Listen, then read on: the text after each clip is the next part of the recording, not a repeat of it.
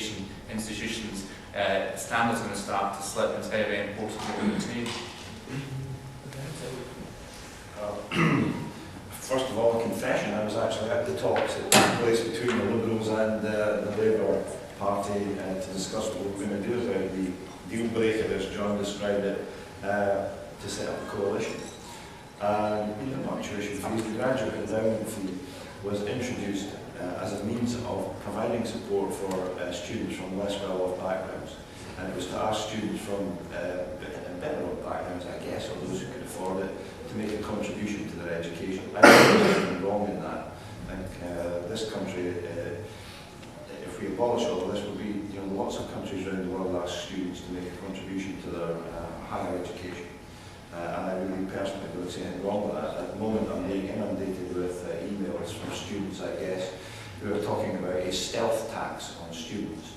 Well, that might be their view, it's not my view. I think the graduate endowment, there was nothing wrong with it. It didn't have to be repaid until those students who graduated had a job and had reached a certain income. And I thought that was pretty fair as well. So that's my view. As far as tax raising powers are concerned, yes, that was put into the original Scotland Act. Labour have always said they wouldn't use it to move income tax up or down. And as for the local income tax proposals that the SNP and the Liberals, it has to be said, are looking to introduce, well, we oppose those as well, because we have the peculiar situation where people who live on unearned income won't pay local income tax, and it will hit badly people at the bottom end who would normally get some relief from council tax. So there's a lot of mishmash in there about the way that the SNP in particular think that they're going to hit.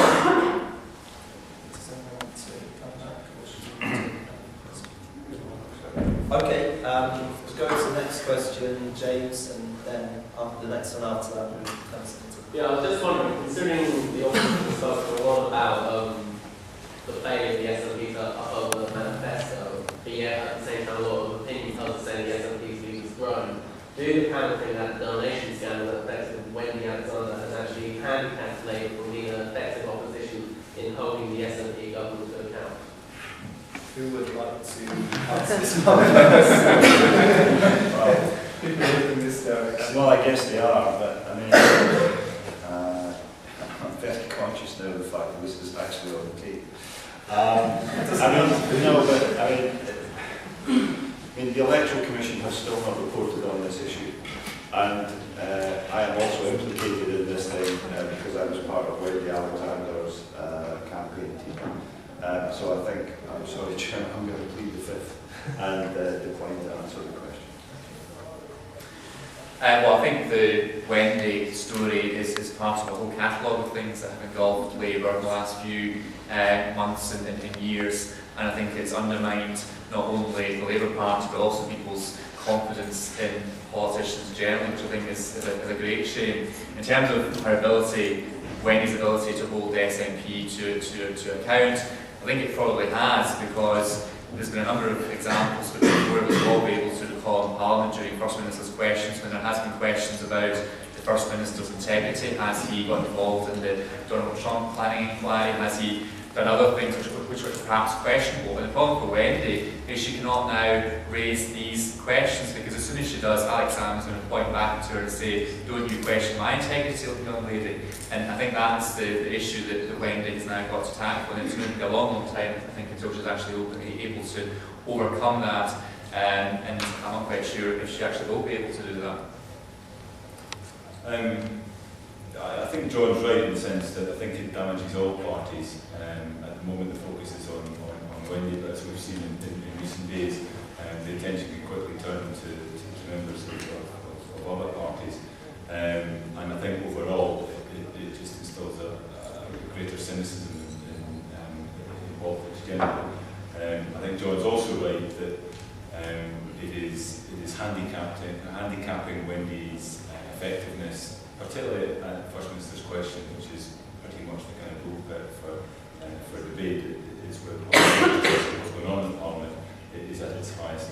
I would have to say though that I think there were question marks about Wendy's, how effective Wendy was being before the donation scandal hit, and actually the summer recess was being used as an opportunity to take stock and kind of relaunch in September, and in a sense she was 1 week into that before the story broke.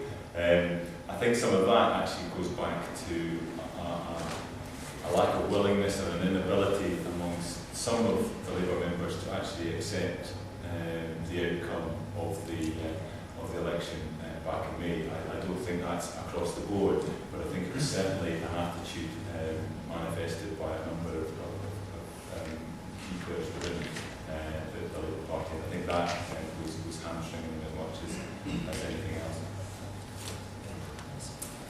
Yeah, well, I mean, I think, as others have said, the problem with the electoral commission is not the only problem that Wendy faces in terms of the accountability of leadership.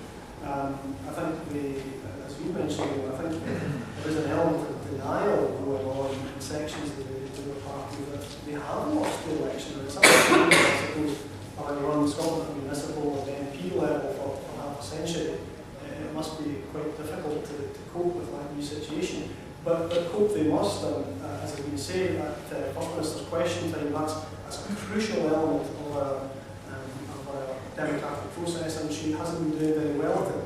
But she's certainly been hampered by the fact that she is in many ways constrained by the investigations of the Electoral Commission. One thing I would say is that I would leave it to the Electoral Commission to find their own verdict. But if their verdict is that this is a matter for the police, I think in those circumstances, Wendy's Jacob is on a very issue with